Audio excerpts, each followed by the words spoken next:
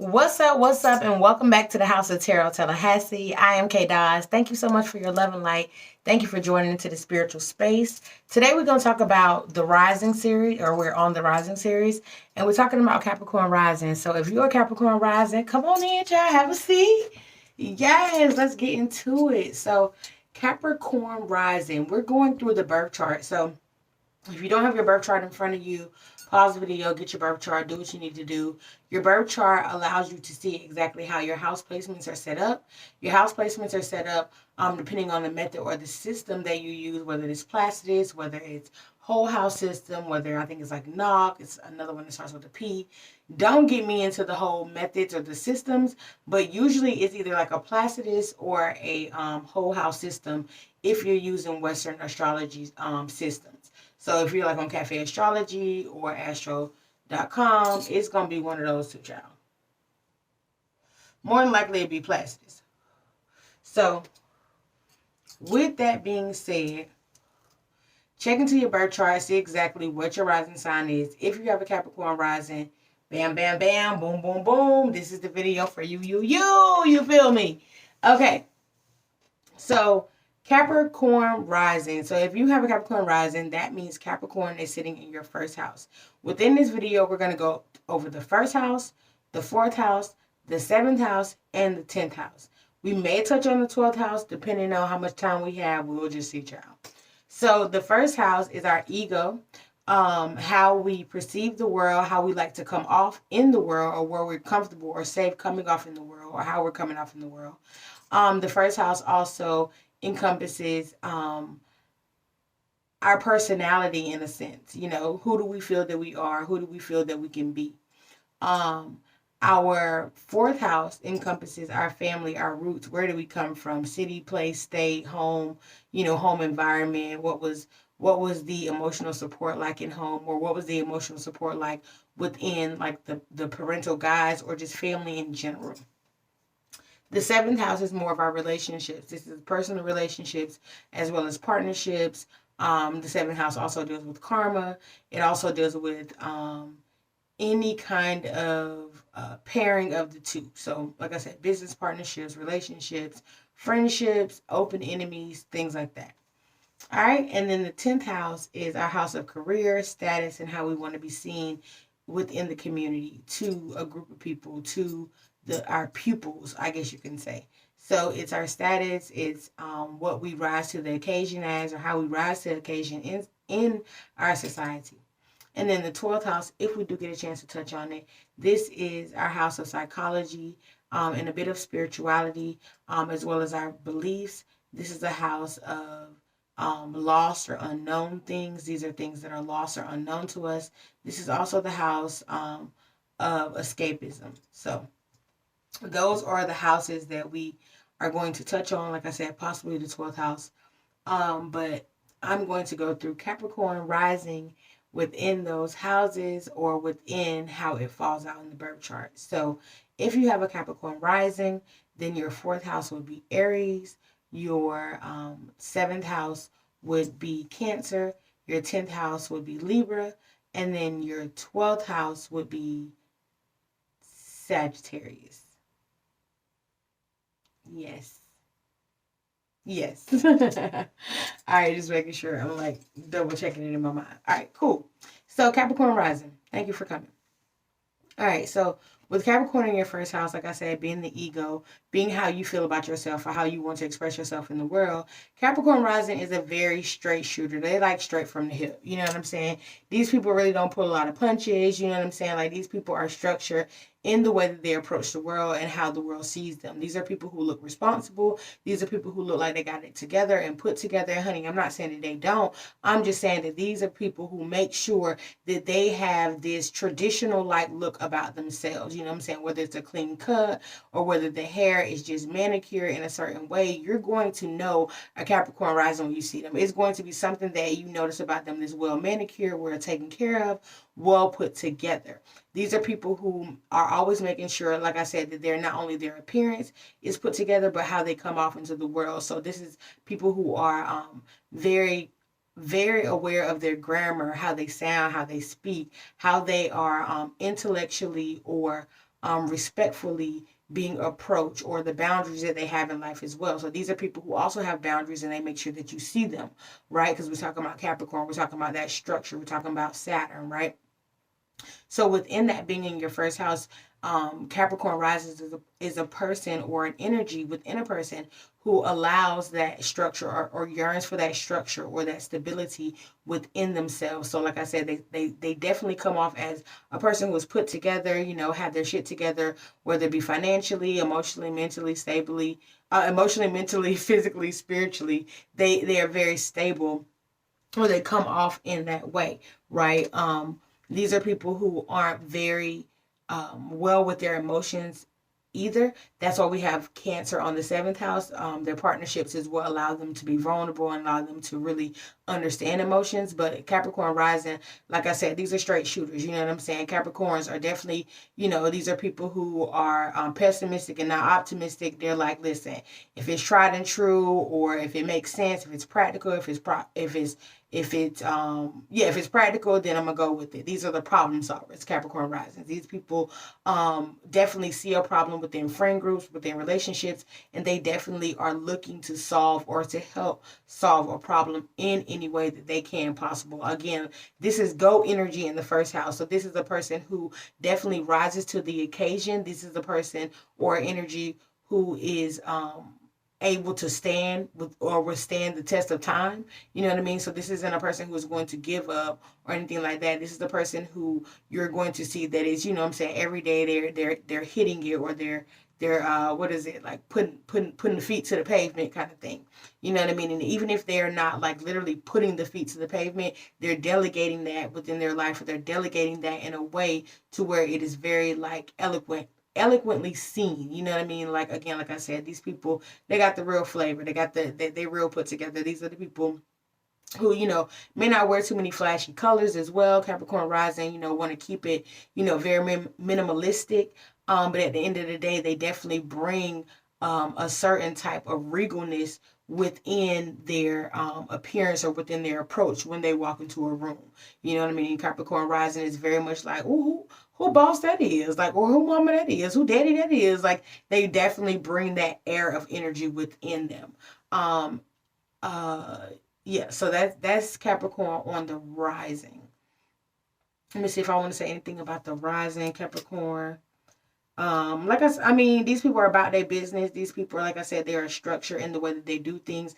Everything, like when you have, and with Capricorn on the rising, let me go back. Capricorn on the rising, that means Saturn is ruling your entire chart. Saturn is your chart ruler. So no matter what your sun is, your moon is, Saturn is ruling your entire chart. So no matter how your sun or your moon is filtered through your chart, Saturn is going to have that essence or that filter that everything filters through. So everything is going to filter through this Capricorn like way. And so with having the Capricorn on the rising, you even see yourself as having like either a tough time within life, or just things may not come easy to you. You look at life in a way of, I got to work hard. I got to work hard for a long time to make things pop. I don't mind, having the work ethic, having the drive, having the ambition. This is a Capricorn rising. This is a person who feels as if they grew up very fast, or they've seen a lot of things at a young age as well on the rising. So that's something that's also to be said about a Capricorn rising. And again, like I said, this is in your first house. So this is a person who is built tough. They built strong. They're not emotionally like tethered and things like that. This is a person who keeps their structure, or keeps their self together. They're practical in situations, and they aren't really wavered by emotions or the emotions of the world. Because again, Capricorn is about structures, about boundaries. So they create those boundaries and structures around emotion to where they only go to that place if it's necessary. And if it's necessary, honey, you better back up and move away. Because Capricorn is a mountain goat, honey. They're going to climb right on up you. They don't got no problem. But they definitely, like I said, these are the bosses in a sense. And these are people who also, with the Capricorn on the rising, who may not take leadership roles, but are always put in leadership positions. So I think that's also something to be said with Capricorn on the rising. All right. So moving to the fourth house, which is home, which is family, which is where we stabilize our roots, or where our roots were matured or nurtured from. With Capricorn on the rising, like I said, you have Saturn filtering your whole entire chart. So even though we have Aries on the fourth house, even though Aries is on the fourth house and Aries is ruled by Mars, it still has like a Saturnian view on that Mars like placement. And Saturn and Mars, and it's a lot. Like it's exalted there depending on how you look at it, but in some places it's a struggle. So all I'm gonna say, we're just gonna really break down the filtration of Saturn being there, and then just Mars being there in general. So let's just start with Mars being there. So that's Aries in the fourth house. If I lose you, like put it down in the comments. If you have any questions, please let me know. But anyway, so Mars in the fourth house. So this is a very active home, right? So this is people coming in, people going out. This is a home that is very high in vibration, very high in energy. Your mother or your father could have been very either young when they birthed you, or they had a very young energy about them. Like I said, also this Mars energy, like your parents were go-getters. Like they were about getting that bag. Like they were working, they were making things happen. These people were definitely movers and shakers. You know what I mean? When it comes to Mars in the fourth house. So you may have not seen your parents as much, or you may see, one parent, maybe not both of them at the same time, that kind of thing with Mars in the fourth house. Also, there was a lot of heat or tension within the home. So whether you had heat or tension with your brothers and sisters within the home, or there was heat and tension with you and your parents, with Mars in the fourth house, there is a display of immaturity, there's a display of hot-headedness, and there's a display of leadership. So whether either you could have also been like the younger sibling and wanting to take control of the other siblings, or vice versa. You know what I mean? Like an older sibling trying to be the parent in a situation. There could definitely been a lot of that, or just a lot of immature energy trying to play a leadership role in the home, but didn't really have that leadership title, if that makes sense. Like I said, like an older brother trying to put down on a little sister or a little brother, or a younger sister or brother trying to big up a little, or a bigger brother or a bigger sister trying to tell them what to do. Very much just that immature energy, or that back and forth feminine and masculine energy within the home. Also, with Aries in the fourth house, this could have been a home that was very very like focused on education, and just like early education, and making sure that you had your, like, your bare minimum education down. You know what I mean? Like you definitely need to not only go to school, but definitely strive to do the best or be the best, right?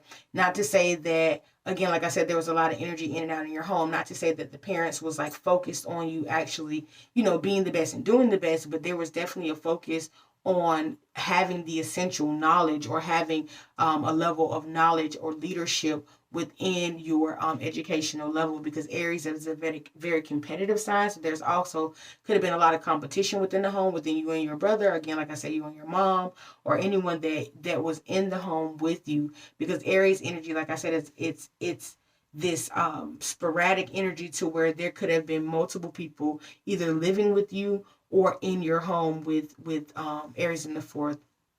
Also, with the Aries in the fourth, there could have been a lot of arguments, or just like disagreements and things of that nature.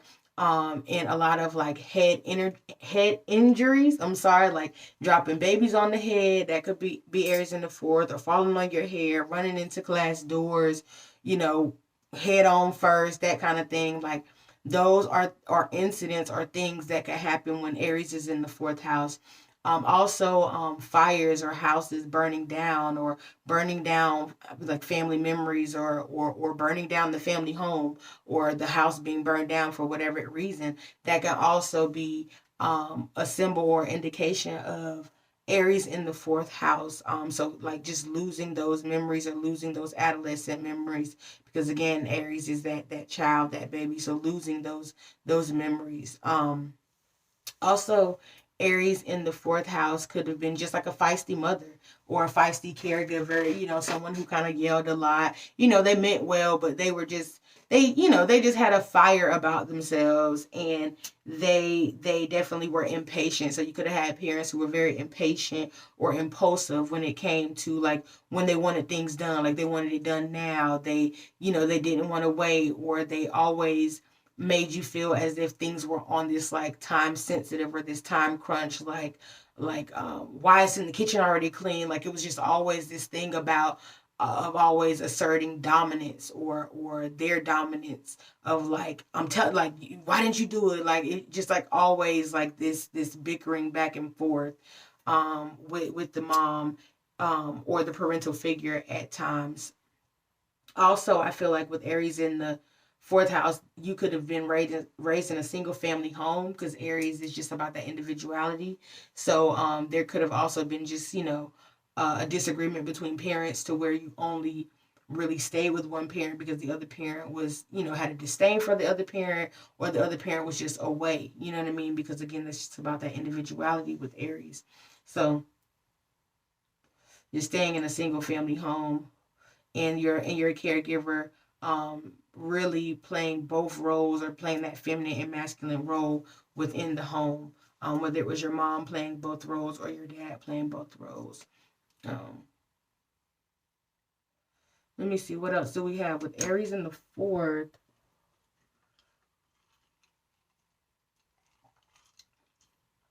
um,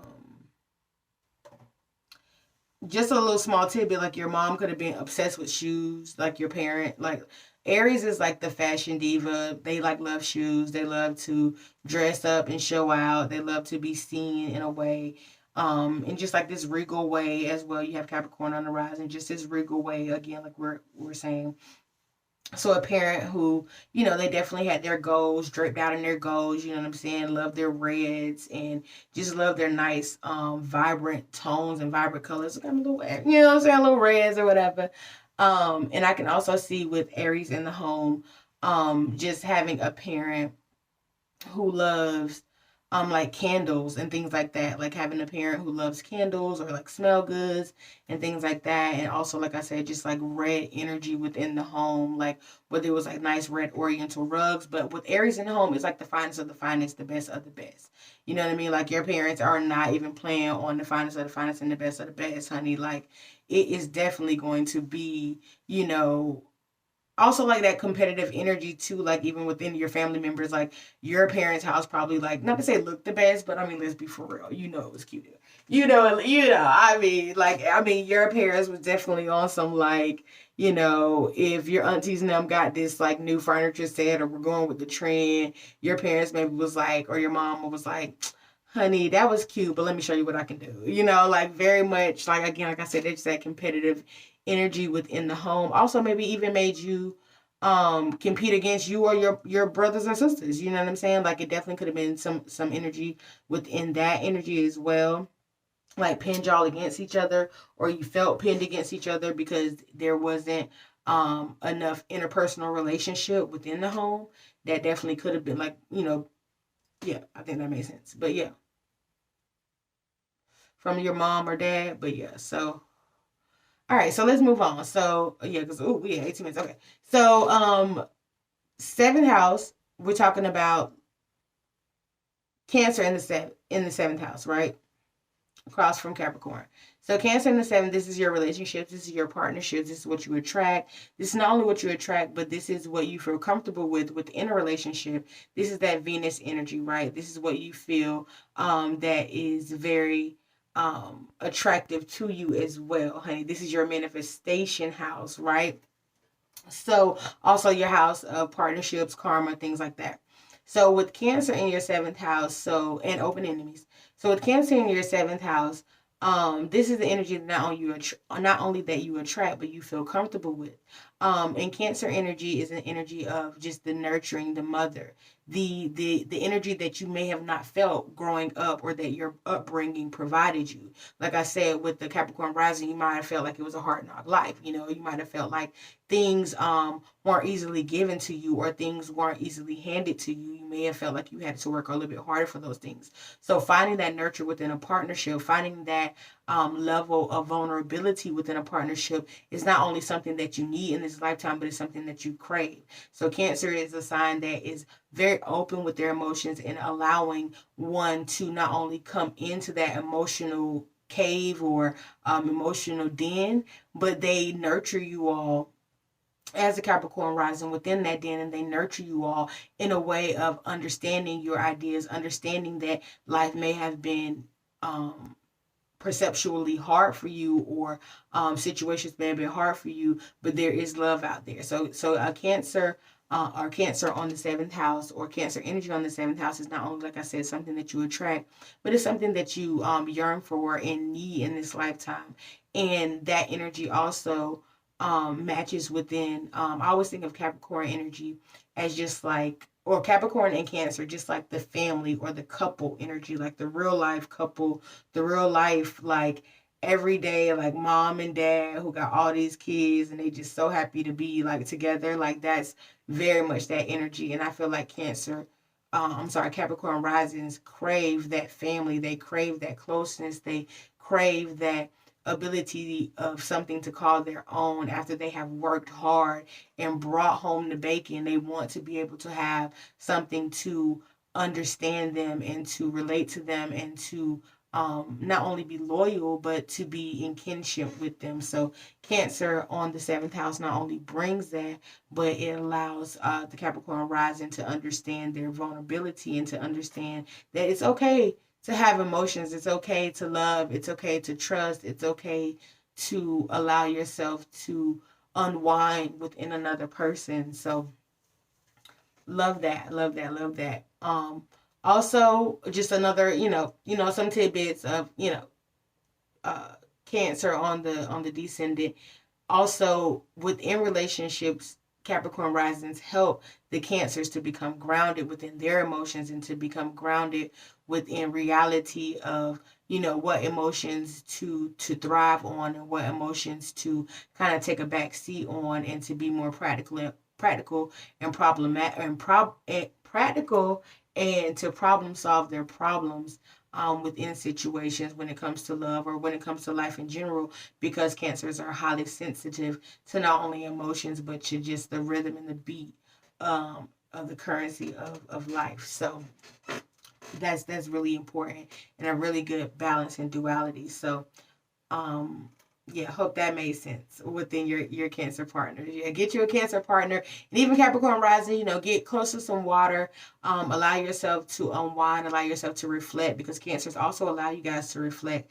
They allow you guys to kind of take that memory lane, or go down that memory lane, and allow yourself to go to those places that you may have shut off or closed off within your mental, within your psyche, within your emotional capability or ability, that is definitely needed for that purge or that shadow work. So like I said, get you some water, get close to some water, allow yourself to reflect, get you a journal, Capricorn risings, and really allow yourself to go to those places, or go to those thoughts, and know that this is all within good works, and it's all going to be within structure, and it's going to really help you not only heal, but that healing place is what's going to really help you achieve and succeed. And I know that's something really important for a Capricorn rising. So yeah. All right, so let's move on to the 10th house. 10th house is your place of work. It's where Saturn or Capricorn energy thrives. So the 10th house would be Libra energy. So this is partnerships, this is relationships, this is understanding relationships, and having a business that thrives within relationships, whether this is being a counselor or motivational speaker for relationships, whether this is being the person who is aiding or helping put together different strategies for couples therapy, or whether it's even like, more on a global scale, putting together strategies for different demographics or different races, ages, groups, and different things like that. So Capricorn on the rising is a person who has the energy in the 10th house of Libra to not only structure um, relationships, but to really bring a twist to how the tradition of relationships should be seen, or boundaries should be seen in relationships, and how important boundaries are in relationships. Like I said, like definitely like a marriage counselor, I can see this. I can see, like I said, like a love coach. I can even see with Capricorn on the rising, Libra, um, someone who even helps you with like even with your finances, someone who is definitely all about the causes and the diplomacy of the world and the inner relationships of the world, right? And how many ever jobs or opportunities that provides, because I mean we could be here all day talking about those couple of categories together. But yeah, so I feel like within that 10th house, like I said, not only working with interpersonal relationships, relationships in general, working with, again, um, people finding individuality within their relationships, helping them structure relationships, helping them structure themselves within relationships, um, group counselor, any of that, like anything that involves partnerships, also um, legal work, you know what I mean, as well with the Capricorn on the rising. So lawyers, people who are judges, people who, or energy who is helping certain parties or families come together or resolve certain issues. Very much that energy, as well as more than those jobs. But those are just things that kind of drop into my spirit now.